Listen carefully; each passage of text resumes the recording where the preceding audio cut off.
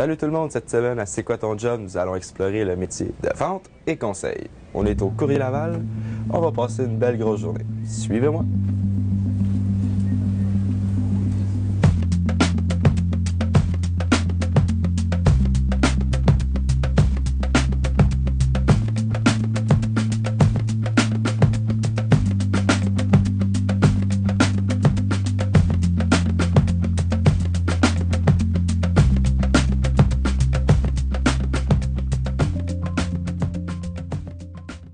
Je suis en compagnie de Mme Duguay, ça va bien? Bonjour, merci. Madame Duguay, merci de nous recevoir ici au Courrier Laval. Ça fait plaisir. C'est quoi le Courrier Laval au juste? Quelqu'un qui ne sait pas trop c'est quoi? Le Courrier Laval fait partie de la grande famille de Transcontinental.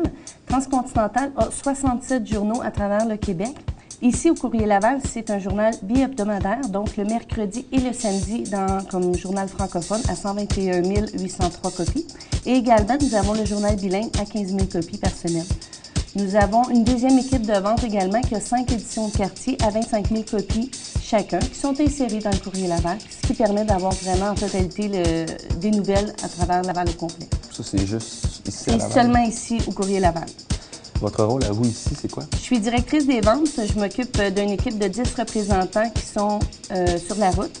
Et j'ai également 3 représentantes internes qui s'occupent des représentants qui sont sur la route, mais directement au bureau.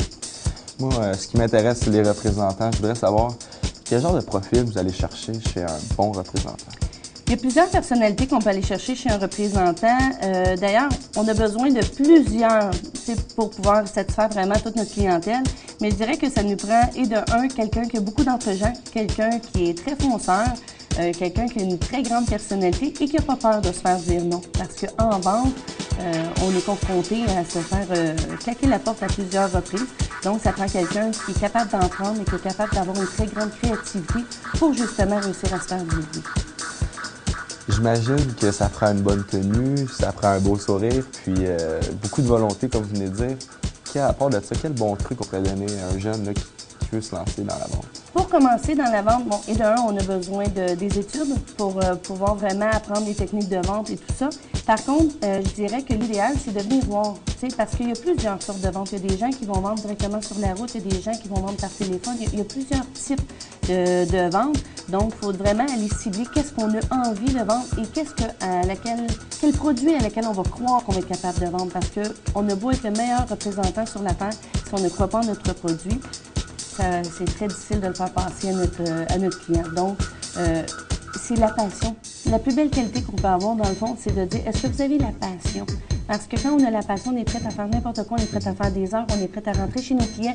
On va dégager ce côté-là de croire en notre compagnie, de croire en notre produit. Et veut pas le client embarque avec nous.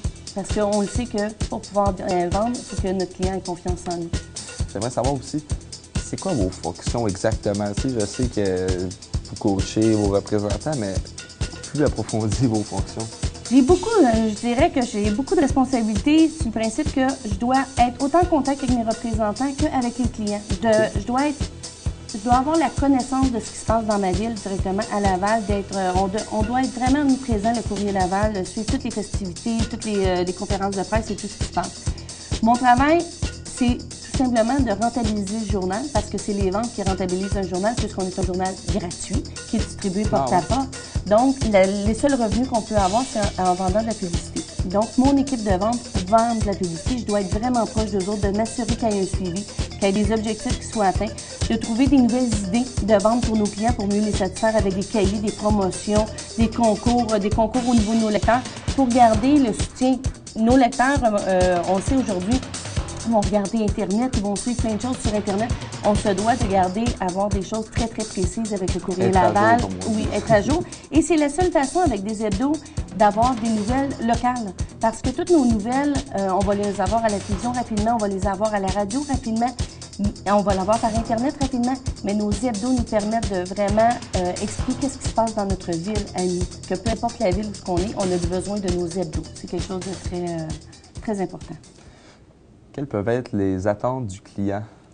Il y a beaucoup d'attentes face aux clients et c'est souvent l'importance d'un bon représentant parce que notre travail, c'est de vendre, mais notre travail, c'est de faire une analyse complète. C'est quoi les attentes du client et c'est quoi qu'il recherche directement avec sa publicité? Est-ce qu'il veut faire une vente? Est-ce qu'il veut promouvoir son commerce? Est-ce qu'il veut faire ce qu'on appelle une publicité sympathique, qui est juste de remercier sa clientèle? Il y a plusieurs types de publicité qu'on peut faire. Donc, la première réponse, c'est d'aller chercher qu'est-ce que le client veut. Deuxièmement, quelles sont ses attentes au niveau de la rentabilité de sa publicité? Parce qu'il y a des clients qui vont penser que parce qu'ils investissent 1 000 $, ils vont en récupérer 5 000 $. Et ce n'est pas la réalité. Et on se doit de lui dire, vaut mieux pas lui vendre au client que de le décevoir par la suite et qu'après ça, qu'il mette une croix finale sur le courrier Laval ou sur le représentant en disant « j'ai été mal servi ». C'est pas qu'il était mal servi, c'est qu'il était mal compris. Donc, une analyse complète, c'est deux choses vraiment différentes. Je vais vous donner comme exemple, souvent, il y a un client qui va dire, moi, je vais mettre des coupons dans ma publicité pour savoir combien j'en ai reçu par la suite. T'sais, comme ça, je vais être capable d'analyser. Mais si on fait une promotion à grande échelle, que ce soit au niveau de la télévision, de la radio, moins de 1 % des gens vont répondre à des concours. Moins de 1 % et à 1 % on est très satisfait. Et là-dessus, on vend des voyages, des gros concours, des autos et tout ça. Donc, si je mets 10 % de rabais, emmenez-moi votre coupon. Je ne suis pas certaine que le client va découper son coupon. Est-ce qu'il va l'avoir vu? Oui. Est-ce qu'il va l'utiliser? Non. Donc, si le client s'attend à nous évaluer par rapport à un coupon, il risque d'être déçu. Si on lui a expliqué à la base, il ne peut pas être déçu. Il va prendre la décision si oui il met ou s'il ne met pas, mais il va connaître les règles du jeu. Quel type de vente allez-vous faire au juste? Bien, ce qu'on va prioriser avec notre client, comme je vous disais, on parle du type de publicité qu'ils veulent avoir. Mais ce qu'il faut déterminer aussi, c'est le type de personnalité de notre client. On a des clients qui sont très analytiques, qui ont besoin d'avoir vraiment tous les détails. C'est quoi les statistiques du courrier Laval? C'est quoi la rentabilité? On va avoir des clients qui sont des hommes d'affaires qui sont très précis. Exactement. On n'arrive pas avec des détails, ils veulent quelque chose de précis, on l'écoute, on y va avec ça, c'est terminé. Il y a d'autres gens qu'on doit vraiment rassurer. Ça les inquiète, c'est un investissement, ils ont mis beaucoup de sous, on a besoin des cash gelés. Donc, dans mon analyse client qu'on parlait au départ, tout ça est important.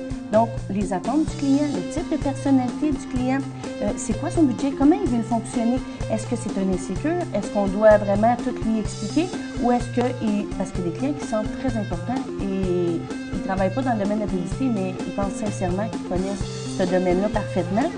Et naturellement, l'autre chose qu'ils vont nous dire aussi, c'est qu'ils sont le meilleur commerce. C'est eux autres qui ont le meilleur service à la clientèle, c'est eux autres qui ont le meilleur commerce, ce qui est tout à fait naturel. C'est normal, c'est leur commerce. Par contre, nous, on se doit aussi, avec nos clients, de lui expliquer que la personne première qu'on va rencontrer chez son client est la plus importante. Ça veut dire que si la réceptionniste n'est pas agréable, on se doit de le dire à notre client, de dire, écoutez, moi, je vous vends de la publicité pour faire rentrer des gens. Mais si quelqu'un à la base qui bloque mes clients, tu vas le voir dessus. Vous allez être déçu de la publicité, mais est-ce que c'est la publicité qui n'aura pas fait son travail ou c'est tout simplement comment on va avoir placé les gens en place dans votre commerce qui va avoir un problème? Si je mets dans votre publicité que vous voulez faire une grande vente de manteaux, mais que vos manteaux sont complètement à l'extrémité de votre commerce, je ne suis pas certaine que vous allez en vendre autant. Parce que vous n'avez pas fait un setup, mais vous n'avez pas mis ça en grandiose dans votre commerce. Il faut toujours, c'est un travail de chez nous, mais c'est un travail de chez vous. C'est ensemble qu'on va finir par faire en sorte que votre publicité va être payante et va être agréable. Il y a beaucoup de choses à gérer dans ce domaine-là. Exactement. C'est pour ça qu'on dit qu'un représentant, doit être formé, parce que pour comprendre tous les aspects vente, mais en plus de ça, il se doit de bien connaître son produit, qu'avant même de pouvoir aller chez un client, il se doit d'avoir toutes les informations nécessaires du journal, mais également être capable de maîtriser des arguments. Parce que c'est beau avoir des arguments, mais nos arguments, il faut qu'ils soient le plus honnêtes possible. Vaut mieux reculer à notre client en disant, écoutez, il me manque cette information-là, je vous rappelle, que d'essayer de s'en sortir pour pouvoir faire notre vente. Parce qu'une vente, c'est une chose, mais revendre, c'est une autre chose. Et on a toujours calculé un bon représentant par la revente qu'il va faire que plus par la vente initiale. Parce que le premier client, quand on lui a vendu, au départ, il peut avoir trouvé que vous avez du charme, que vous êtes beau, que vous êtes gentil, que vous êtes agréable. Il a accepté votre vente, mais si par la suite il est déçu, c'est terminé. Il on va aller voir un autre. Avez-vous des bons exemples de mauvaises ou bonnes publicités? On peut dire qu'il y a toujours des bonnes et des moins bonnes publicités. Encore une fois, tout dépendant de ce que le client, la demande du client. Par contre, ça va être à nous de lui suggérer des choses. Est-ce qu'on a toujours raison et est-ce que le client nous écoute toujours? La réponse, c'est non. Par contre, on essaie le plus possible. Je vous donne un exemple. Cette publicité-là, c'est un très bon client chez nous. Elle est trop chargée, beaucoup trop chargée. Les gens, est-ce qu'ils vont s'arrêter à regarder tout en détail chacun des produits? Je ne suis pas certaine. Par contre, le client, ce qu'il veut démontrer dans sa publicité, c'est que chez lui, il y a beaucoup, beaucoup, beaucoup de meubles. C'est vraiment ce qu'il veut nous déterminer. Que lui, il se dit, ça ne me dérange pas, je veux juste montrer que moi, j'ai plusieurs choses chez nous. Venez me voir, puis moi, je vais vous expliquer en détail chacun des meubles. Que je ne peux pas dire que le client a tort dans sa façon de voir. Nous, ce qu'on dit, c'est que c'est beaucoup trop lourd, les gens ne prendront pas en considération une chose en particulier. En résumé, est-ce que ça a répondu à vos questions? Parfaitement, c'est beaucoup plus clair. Puis un gros merci d'avoir expliqué ça. Ça me fait plaisir. Merci et bonne chance. Merci.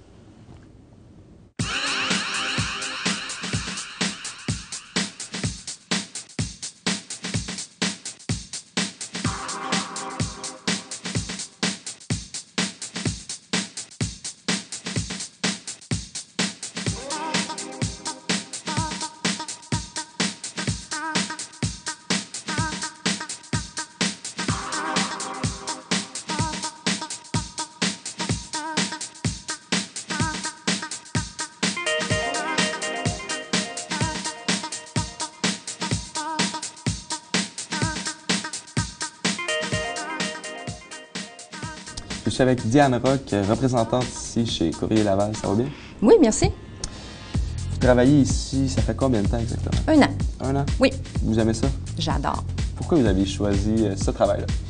J'ai toujours travaillé dans la vente, moi, depuis vraiment très, très longtemps, mais j'ai connu des milieux différents. Puis le domaine des médias m'intéressait.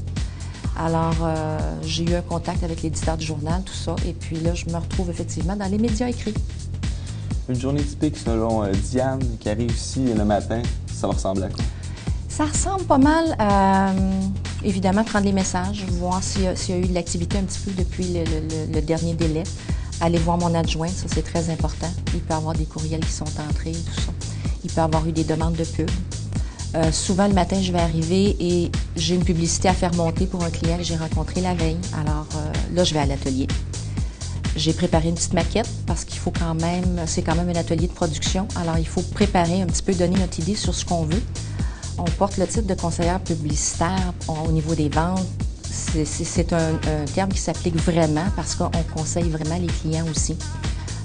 Moi, il m'arrive de dire à un client, regarde, ça ne passera pas cette pub-là, il faut vraiment, j'amène un autre concept. La retravailler. Absolument. Alors, moi, je présente quelque chose à l'atelier, eux autres me montrent cette publicité-là. Souvent, moi, je fais des changements avant même de la présenter à mon client parce qu'il faut qu'elle me plaise à moi avant que je puisse la présenter à mon client. Alors ça fait partie, c'est vraiment du journalier. Ça, on fait ça vraiment de façon très régulière. On peut faire une correction, 2 corrections, 3 corrections, jusqu'à temps que la pub soit vraiment parfaite, là, dans le sens qu'elle va donner un résultat là, escompté. Est-ce que ça arrive des fois, la pub, là, tu sais, ça prend comme ça, puis elle est super belle. Tu sais, selon vous, là, elle est parfaite. Vous arrivez à votre client, je vous le remets. Client, pas du tout d'accord, j'aime pas ça. Oui, ça recommence à zéro, puis on oui, jette. ça arrive. Ça arrive. Je dirais que c'est des exceptions, par contre, Okay. parce que nos clients nous font confiance, on les connaît, et puis on est à même de les conseiller. La majorité du temps, le client va se fier à notre expérience et à notre jugement. C'est déjà arrivé, mais on considère ça vraiment des exceptions. Les bons côtés et les moins bons côtés de votre métier. Bien, bon côté, c'est sûr qu'on a une totale liberté là, de notre temps. Là. Alors, c'est à nous de le gérer. C'est pas un travail qui est du 9 à 5, loin de là. Par contre, il faut aller aussi avec selon les attentes des clients. Alors, c'est sûr que si on rencontre des restos, c'est souvent vers 5 h, 7 h, 8 h le soir. C'est pas des gens qui sont nécessairement disponibles dans la journée. Mais bon, je ne vois pas ça vraiment comme un inconvénient non plus. Moi, j'aime beaucoup cette liberté d'horaire-là. On s'adapte facilement aux besoins des clients. Il n'y a pas vraiment d'inconvénient à ce niveau-là. Ce qui est difficile, c'est un petit peu la gestion du temps parce qu'on sort quand même 3 journaux par semaine.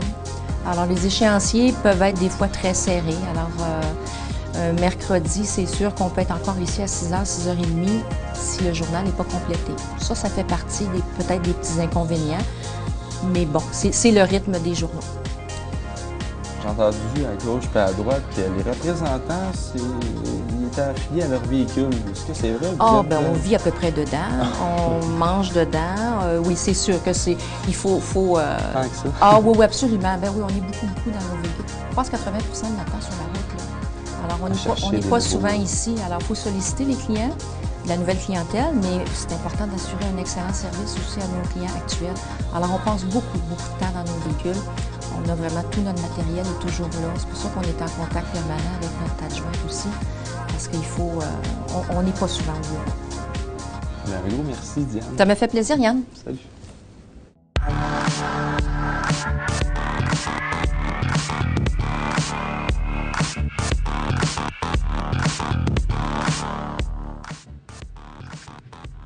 Le diplôme d'études professionnelles en vente conseil est offert à la commission scolaire de Laval au Centre de formation professionnelle Paul-Émile Dufresne.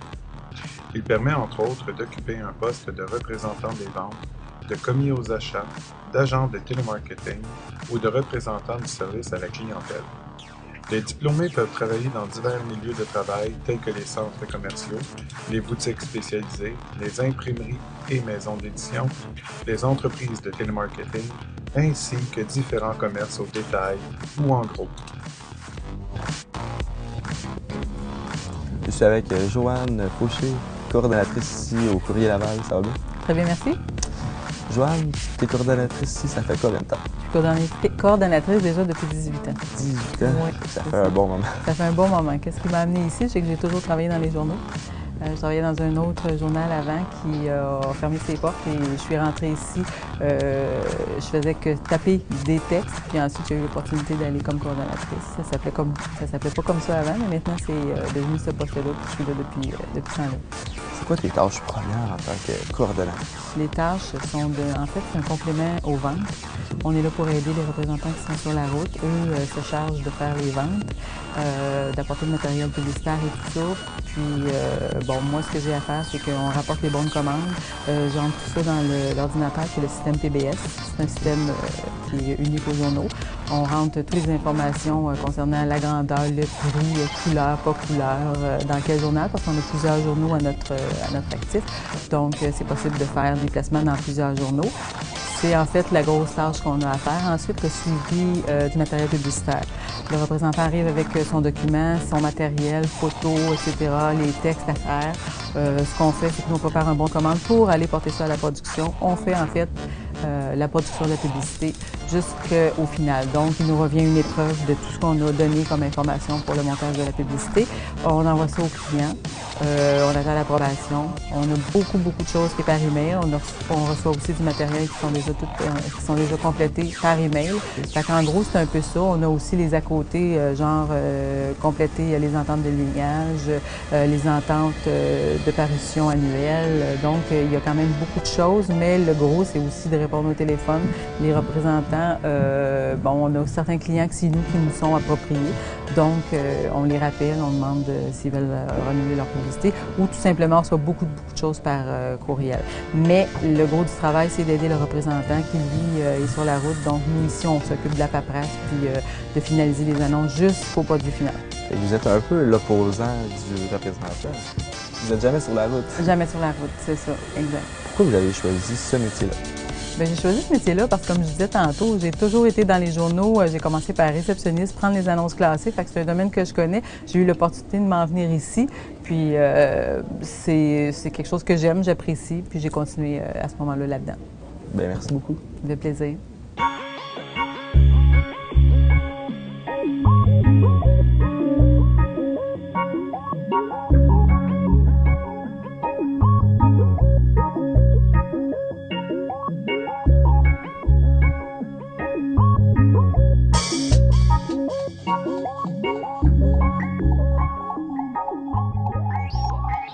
Avec Laurence, ancienne stagiaire ici au Courrier Laval. Ça va bien? Oui, merci, toi. Ça va bien, merci.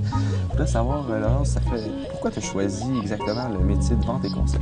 Bien, quand j'ai terminé mon cours au secondaire, en fait, mon secondaire 5, j'ai décidé de m'inscrire au cégep pour suivre le mouvement. Donc, je me suis inscrite en sciences humaines, j'ai complété mon DEC. Par la suite, c'était un prix universitaire, donc je devais m'inscrire à l'université. Je ne savais pas où je m'en allais, je suis retournée sur le marché du travail. Par la suite, j'ai consulté, puis je me demandais où je m'en allais en fait, là.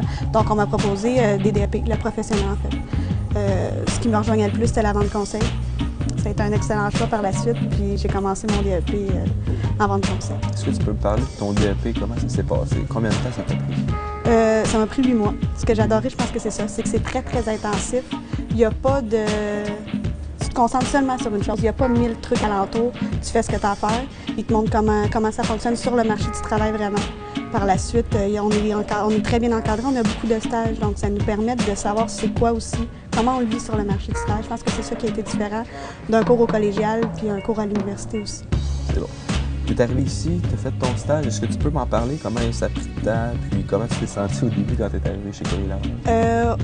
On a commencé l'école au mois d'août. Notre message débutait au mois de décembre. Par l'entremise de collègues de travail, j'ai rencontré Manon, la directrice des ventes de l'édition de quartier. Je lui ai demandé si je pouvais faire mon stage ici. Je suis arrivée, j'ai été super bien encadrée. Vraiment une belle équipe, c'est dynamique, c'est agréable. Les gens sont présents aussi. Je pense que c'est ça qui a fait la différence de mon stage. C'était merveilleux. L'équipe est cool, les gens sont sympathiques. Donc, j'ai eu la piqûre. Parce qu'au début, je ne pensais pas vouloir m'en aller en publicité. Je pense que c'est ça aussi qui a fait la différence. J'ai été sur la route quelque temps avec une représentante au Cueillerie Laval. Okay. Comment tu as trouvé ça sur la route? Au début, j'avais peur. La liberté, d'être laissé un peu trop à soi-même, de ne pas savoir où je m'en allais. Par contre, c'est très structuré. Fait que dès qu'on arrivait ici, on savait où on s'en allait. C'est ce qui faisait la différence aussi. Il y a des choses très, très précises à faire. Je pense que c'est ça qui a fait. Au tout début, comme aujourd'hui, c'est quoi tes motivations qui continuent à te pousser pour arriver tous les matins? Les espèces de papillons, je pense, c'est tout le temps nouveau. C'est beaucoup de nouveautés. C'est différent d'un emploi statique au travail devant un ordinateur. C'est pas la même chose. On découvre plein de choses. Il y a plein de gens merveilleux aussi. J'ai rencontré depuis le mois de décembre. J'ai déjà réussi à créer des liens avec des clients aussi. Je pense que c'est ça qui fait la différence. De dire où il y a des matins que ça va pas bien, mais c'est correct. Tu vas voir le client qui fait ton affaire, tu sais, puis avec qui tu peux prendre le temps de jaser, puis de créer des liens de confiance aussi. Je pense que c'est ce qui a fait la différence du pourquoi j'aime autant ça aujourd'hui. Quoi peut ressembler une journée typique pour toi? Je pense que c'est ça qui est cool aussi du métier, c'est qu'il n'y a jamais d'horaire fixe. Le matin, probablement, pour moi, c'est important d'arriver ici, de savoir où je m'en vais, de regarder mon agenda, qu'est-ce que j'ai à faire, combien il me reste de choses à faire avant mon deadline. Je rencontre des gens, il y a beaucoup de cold call aussi, d'aller voir des clients, des nouveaux clients, de savoir, d'aller faire de la prospection aussi. Je pense que ça prend une grosse partie de ma journée. Par la suite, je reviens ici, je regarde où j'en suis, je m'assois avec Manon pour savoir aussi qu'est-ce qu'on fait, on est rendu où. Ça ressemble pas mal à ça, d'aller rencontrer des gens, de se promener. Vu que ça fait pas trop longtemps que tu fais des projets toute seule, j'imagine que t'en finis un, puis il doit être beau, tu dois être fier. Est-ce que tu le montres à tes amis, à tes parents? Je pense que c'est une des plus belles fiertés de travailler dans les médias, c'est de « wow, c'est moi qui l'ai fait, je l'ai fait toute seule ». J'espère que jamais ça va partir. Je pense que c'est ça qui me fait autant triper, de savoir quand mon journal arrive le vendredi matin, de le regarder, de le trouver beau, de trouver ça.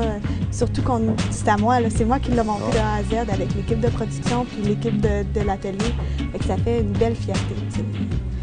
Je l'apporte à ma mère puis elle est toute contente. Merci beaucoup. Merci. Bonne journée.